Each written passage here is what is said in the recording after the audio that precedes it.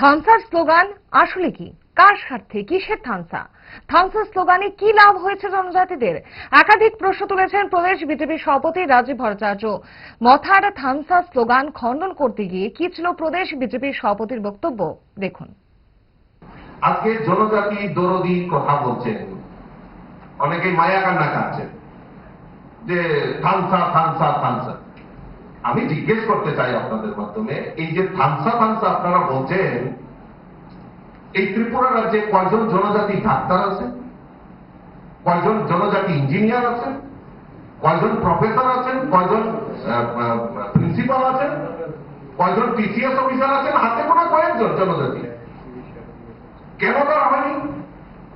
কোথায় গেল থানসা?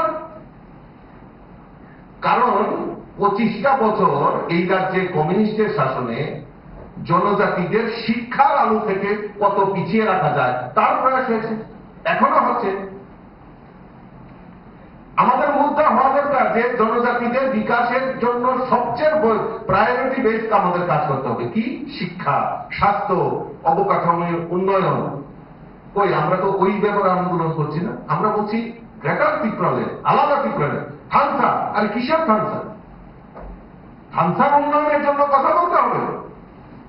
আমরা ডায়লগে বিশ্বাস করি না, আমরা বিশ্বাস করি কারণ আমাদের সরকার 21টি একলব্য বিদ্যালয় ইতিমধ্যে জনজাতি এলাকায় জনজাতি ছাত্র ছাত্রীরা যাতে উচ্চ শিক্ষায় শিক্ষিত হবে, আগামী দিন যাতে জনজাতি ডাক্তার বেশি করে হবে, জনজাতি প্রফেসর হবে, জনজাতি ইঞ্জিনিয়ার হবে, জনজাতি টিসিএস অফিসার হবে, তবেই তো এই রাজ্যের বেসিক উন্নয়ন মানে সামগ্রিক উন্নয়নের কথা আমরা বলবো।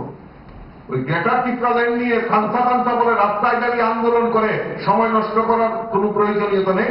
আমরা চাই প্রকৃত উন্নয়ন, আর প্রকৃত উন্নয়নের জন্য ভারতীয় জনতা পার্টি কাজ করছে।